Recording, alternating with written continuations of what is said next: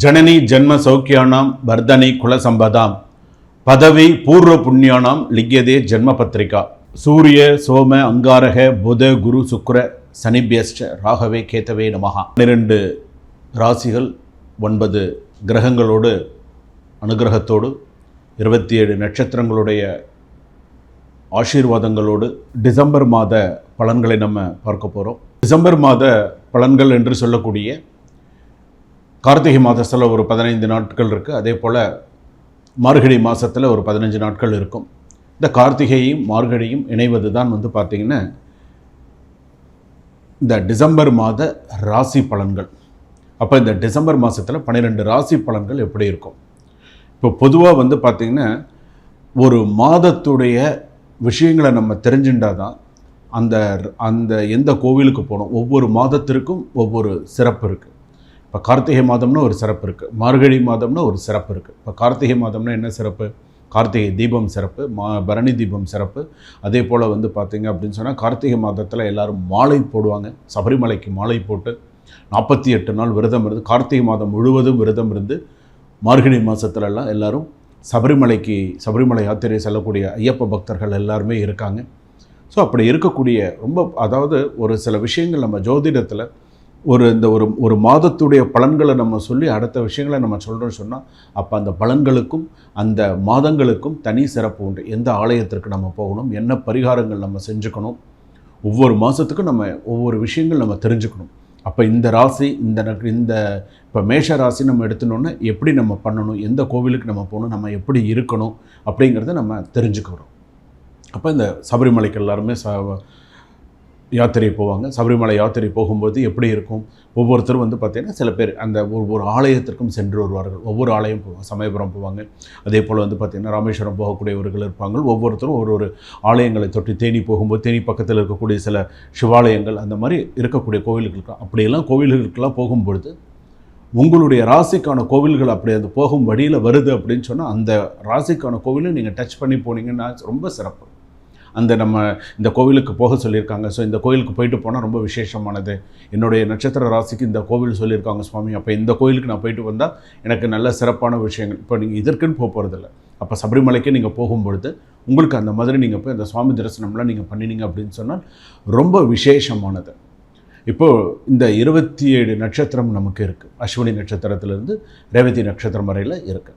அப்போ இந்த ரேவதி நட்சத்திரம் வரையில் இருக்கக்கூடிய 12 ராசிகள், இந்த 12 ராசி தான் ஒரு மனிதனை ஒவ்வொரு விஷயத்துலையும் ஒரு ஹை லெவலில் தூக்கி கொடுக்குறதும் அவன் கஷ்டப்படுறதும் இந்த 12 ராசியில் கண்டிப்பாக ஒரு ராசியில் அவங்க பிறந்திருப்பாங்க.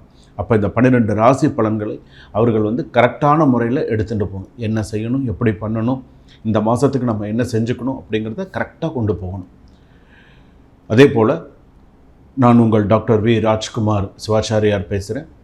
ஒரு சிறிய கட்டணத்தோடு என்னுடைய நம்பர் பார்த்திங்கன்னா டிஸ்கிரிப்ஷனில் இருக்குது. இந்த நம்பருக்கு நீங்கள் கால் பண்ணுறதுக்கு முன்னாடி வாட்ஸ்அப்பில் எனக்கு மெசேஜ் பண்ணுங்கள். சுவாமி, நான் உங்கள்கிட்ட ஜாதகம் பார்க்கணும், நான் ஜாதக விவரங்கள்லாம் உங்களுக்கு அனுப்பி வைக்கிறேன் அப்படின்னு சொல்லி எனக்கு ஒரு விவரங்களை அனுப்பி வச்சுட்டு அதுக்கப்புறமா நீங்கள் கால் பண்ணி நீங்கள் என்கிட்ட நீங்கள் பேசலாம். அப்படி நீங்கள் பேசும்போது உங்களுக்கு எல்லா விவரங்கள் எல்லாம் உங்களுக்கு சொல்லுவேன். ஸோ என்னென்ன பண்ணணும், உங்களுடைய சுய ஜாதகப்படி என்னென்ன இருக்குது அப்படிங்கிற விஷயங்கள் எல்லாமே உங்களுக்கு நான் சொல்ல முடியும். சரிங்களா? கும்பராசி நேயர்களே, டிசம்பர் மாதம் உங்களுக்கு எப்படி இருக்கும்? அவிட்ட நட்சத்திரம் கும்பராசி, சதய நட்சத்திரம் கும்பராசி, பூரட்டாதி நட்சத்திரம் கும்பராசி. பொதுவாக அவிட்ட நட்சத்திரம் கும்பராசி பிரச்சனைகள் அதிகம்தான். ஜென்ம சனி வேற, கவனமாக தான் இருக்கணும்.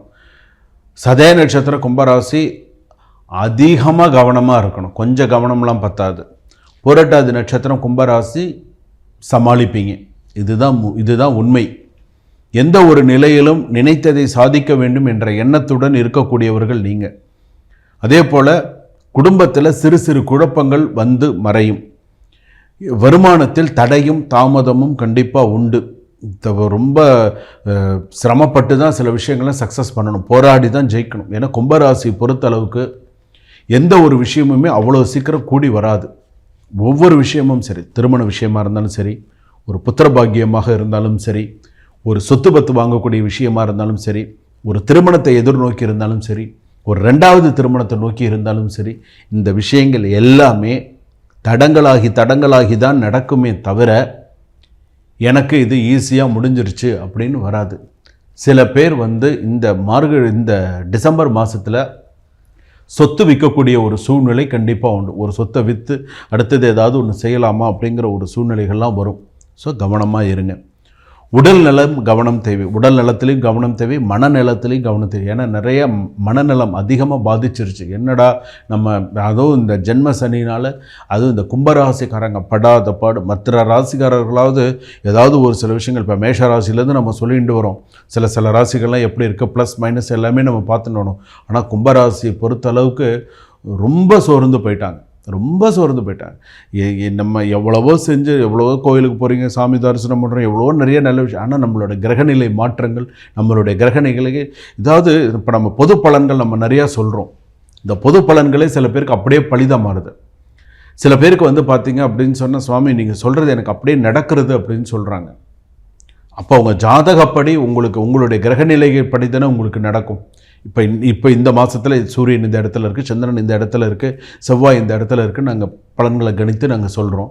சில பேருக்கு அது அப்படியே இருக்குது. சில பேருக்கு சுய ஜாதகப்படி அப்படியே, சில பேருக்கு நிறையா போராடிட்டு தான் இருக்காங்க, கஷ்டப்பட்டு தான் இருக்காங்க. அதுவும் வெளிநாட்டில் இருக்கிறவங்களுக்கு நிறைய தடங்கல்கள் நிறையா இருக்குது. நிறையா பிரச்சனைகளை எதிர்கொண்டு இருக்காங்க. கடன், கிரெடிட் கார்ட்ஸு மாதிரி நிறைய கடன்களை எதிர்பார்த்துட்டு தான் அப்படியே பயங்கர பிரச்சனைகளில் இருக்காங்க. பெண்களுக்கு ப்ரெஷர் அதிகம், ரொம்ப ஒர்க் ப்ரெஷர் அதிகம். பெண்களுக்கு ஒரு நிம்மதி இருக்காது. ஒர்க்லோடு வந்து அதிகமாக இருக்கும் பெண்களுக்கு. எந்த ஒரு விஷயத்தையுமே சீக்கிரமாக செய்கிறவங்களுக்கு டிசம்பர் மாதம் தடங்களாகி தான் நடக்குது. பெண்கள் ரொம்ப போராடுறாங்க, ரொம்ப கஷ்டப்படுறாங்க பெண்கள் எல்லாமே. ஆண்களாவது சொல்லுவான், அப்பா அவன் சமாளிச்சிருவான்ப்பா அப்படின்னு. பெண்கள் ரொம்ப சோர்ந்து போயிடுறாங்க. அதை புரிஞ்சுக்கணும். கணவன் மணியாக இருக்கிறவங்க புரிஞ்சு நடந்துக்கணும். ஒரு வரவு செலவு விஷயத்தில் 2 பேர் பேசி முடிவு எடுக்கணும். எந்த விஷயத்துலையும் ஈகோ காட்டக்கூடாது. ஸோ அந்த மாதிரிலாம் இருந்தால் தான் சில விஷயங்கள் சரியாக வரும். தனியார் நிறுவன வேலையில் இருப்பவர்களுக்கு மிகுந்த நிதானம் தேவை, தொழில் கவனம் தேவை. யாரையும் நம்ப வேண்டாம், அகலக்கால் வச்சுட்டு போக வேண்டாம். கொஞ்சம் நிதானிச்சே செய்யுங்க. இருக்கிறத அப்படியே கொஞ்சம் மெயின்டைன் பண்ணிகிட்டே வாங்க. அதே போல் வந்து புதிய நல்ல செய்திகள், நல்ல விஷயங்கள் எல்லாமே வரும். அதே போல் இந்த கும்பராசியில் இருக்கக்கூடியவர்கள், இந்த ஜிம்மெல்லாம் நடத்துகிறவங்க ரொம்ப வந்து அந்த ஜிம் நடத்துகிறவங்கெல்லாம் வந்து பார்த்திங்க அப்படின்னு சொன்னால் கொஞ்சம் இந்த டிசம்பர் மாதத்தில் சற்று ஏற்றம் இறக்கமாக தான் இருக்கும். இந்த ஜிம்மு நடத்துகிறவங்களுக்கு எல்லாருக்கும், இது பண்ணுறவங்களுக்கு எல்லாருக்கும், உடற்பயிற்சியெல்லாம் சொல்லிக் கொடுப்பவர்கள், அது விஷயமான எக்யூப்மெண்ட்ஸ் விஷயங்கள்லாம் இருக்கிறதுலலாம் வந்து நிறைய தடங்கள், தாமதங்கள் நிறையா இருக்கும். ஸோ அந்த மாதிரி விஷயத்தில் கொஞ்சம் கவனமாக இருங்க. ஒரு சிலருக்கு தேவையற்ற பிரச்சனை காவல்துறை மூலமாக சில விஷயங்களுக்கெல்லாம் வரும். காவல்துறை மூலமாக சில பிரச்சனைகள்லாம் வரும். அதிலெல்லாம் கொஞ்சம் கவனத்தோடு செயல்பட பண்ணுங்கள். சில பேருக்கு வந்து புதிய பாஸ்போர்ட்டு, சில பேருக்கு வந்து பார்த்திங்கன்னா புதிய இந்த விசா கிடச்சி வெளிநாடு போகிறது, இந்த மாதிரி விஷயங்கள்லாம் நல்லபடியாக நடக்கும். விவாகரத்து சம்பந்தமான விஷயங்கள் நிலுவையில் இருக்கும். தொழில் சம்பந்தமான விஷயங்கள் கொஞ்சம் தடங்களில் தான் இருக்கும். கொஞ்சம் கொஞ்சமாக தான் சரியாக வரும். உடனே நீங்கள் நினச்ச உடனே, ஏன்னா இன்றைக்கி நேற்று நீங்கள் கஷ்டப்பட்டுன்னு இருக்கலாம். உங்கள் சுய ஜாதகத்தை பார்த்தீங்கன்னா உங்களுக்கே தெரியும் நீங்கள் எத்தனை வருஷமாக நீங்கள் கஷ்டப்பட்டுன்னு இருக்கீங்க. இன்னும் எதுக்கு விடிவு காலம் பிறந்திருக்கு, எதுக்கு பிறக்கலன்னே இருக்குது. அந்த மாதிரிலாம் இருக்குது. ஸோ என்னென்ன செய்யணுங்கிறத யோசித்து செய்யுங்க. சில டைம் கிடைக்கும்போது குற்றாலம் போயிட்டு வாங்க. குற்றாலநாதர் சுவாமி தரிசனம் பண்ணிவிட்டு வாங்க. குற்றாலநாதர் தரிசனம் பண்ணிட்டு வந்தீங்க அப்படின்னு சொன்னால் உங்களுக்கு நல்லது. பிரதோஷ வழிபாடு நிறையா பண்ணுங்கள். பிரதோஷத்தை மாதத்தில் வரக்கூடிய 2 பிரதோஷமுமே வழிபாடு பண்ணுங்கள். சிவ வழிபாடு பண்ணுங்கள். வில்வத்தினால அர்ச்சனை பண்ணுங்கள். சிவபெருமானுக்கு அரிசி மாவுனால் அபிஷேகம் பண்ணுங்கள். சிவபெருமானுக்கு சந்தனத்தினால அபிஷேகம் பண்ணுங்கள். சிவனுக்கு இது ரெண்டுமே முக்கியமாக இந்த கும்பராசிக்காரர்கள் நீங்கள் கண்டிப்பாக செய்யணும். அதே போல் நந்திக்கு வந்து காப்பரிசின்னு சொல்லுவாங்க, அது நந்திக்கு கொடுங்க. அருகம்புல் மாலை சாத்துங்க. ஸோ இதெல்லாம் நீங்கள் செஞ்சுட்டு வந்தீங்க அப்படின்னு சொன்னால் கும்பராசி பொறுத்தளவுக்கு அடுத்தடுத்து நிறைய நல்ல விஷயங்கள் எல்லாம் வரும். சுபகாரியங்கள், தடங்கலான சுபகாரியங்கள் எல்லாமே சீக்கிரமாக ஓரளவுக்கு கூடி வரும். டிசம்பர் மாதத்தில் நீங்கள் எச்சரிக்கையாக இருக்க வேண்டிய நாட்கள் அப்படின்னு சொன்னால் 17, 18 கொஞ்சம் எச்சரிக்கையாக இருங்க. 28, 29, 30 கொஞ்சம் சாதகமாக இருக்கும். ஸோ இந்த தேதியில் கொஞ்சம் கவனமாக இருந்துக்கிறது கும்பராசி பொறுத்தளவுக்கு சுபமாக இருக்கும். சுபம்.